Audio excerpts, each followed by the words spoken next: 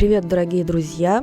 В этот раз обойдусь без каких-либо вступлений и так далее.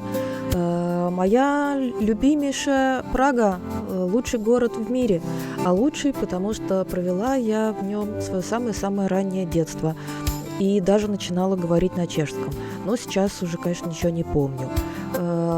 Берег Волтавы, лебеди. В Праге лебедей очень много. Они не только на Волтаве любят тусить, а и на любом водоеме, который только где-то отыщут.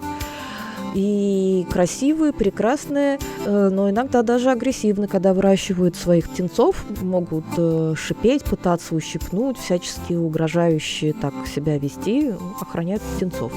Но эти вот, слава богу, мирные и безразличные. А вот еще птички, желтые пингвины. Что это, кто это, без понятия.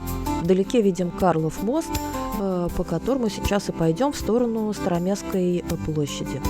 В общем, это видео однодневная прогулка по самым-самым-самым моим любимым и родным местам самого-самого-самого раннего детства.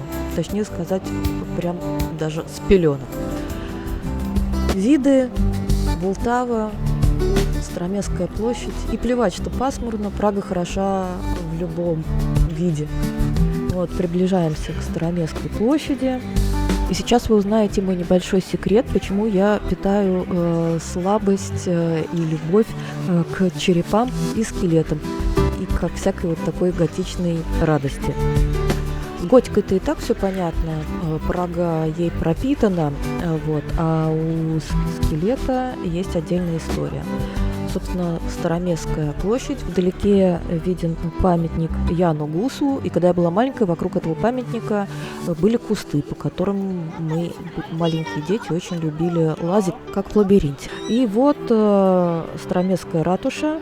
Она была заложена в 1338 году, а в 1410 к ней сделали пристройку с астрономическими часами-курантами Орлой. Из-за этих часов я и полюбила скелетов. Дело в том, что часы являются как бы мини-кукольным спектаклем. Каждый час скелет «Смерть» начинает звонить в колокольчик, и старинные куранты начинают проигрывать мелодию. Фигуры тщеславия, жадности и похоти тоже приходят в движение, а следом за ними тянется процессия из 12 апостолов. Завершается это все криком петуха.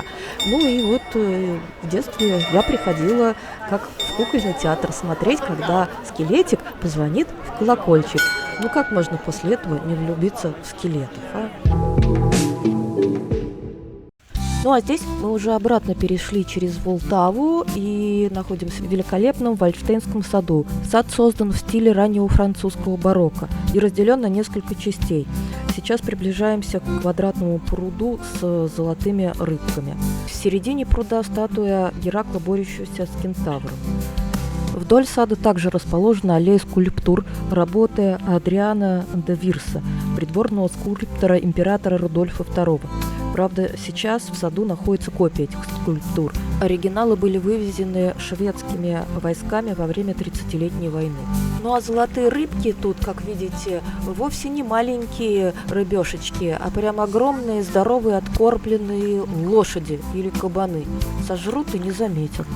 Ну а летом по саду гуляют свободно павлины и мерзко орут, клянчают еду, ну и распускают хвост. Но для меня самой яркой достопримечательностью сада всегда была искусственная сталактитовая стена. В ней устроены гроты с вольерами для сов.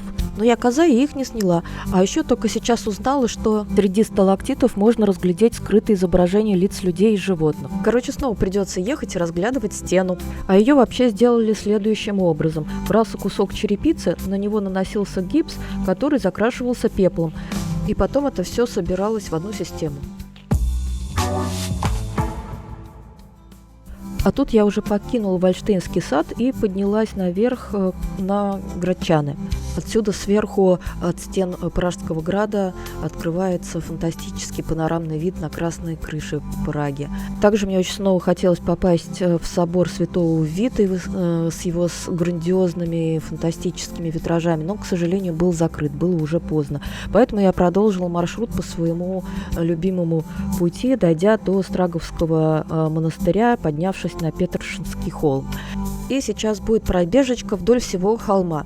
Ну, пальцевый объектив – это святое.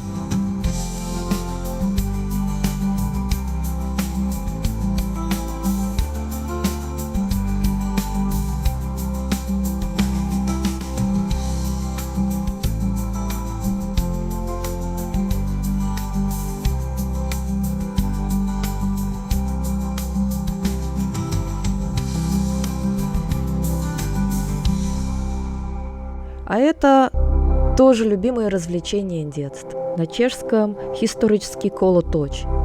И я даже помню до сих пор, как оно зовется.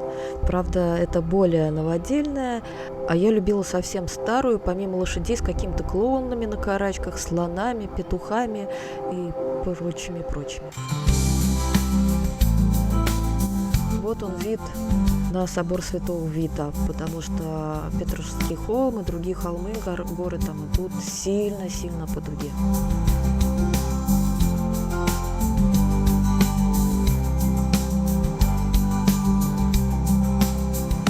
Что ж, побежала дальше.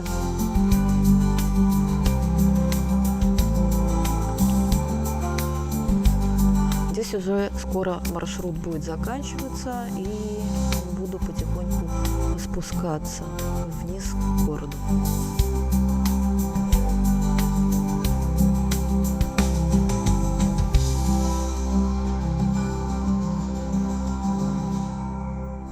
И Прага мне еще с детства тоже помнится великолепными розами.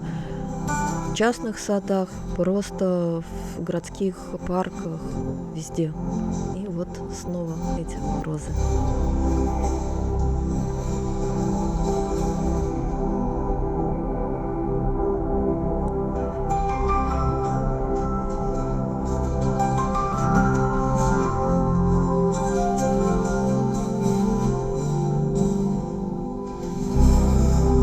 Ну что ж, спасибо, что были со мной.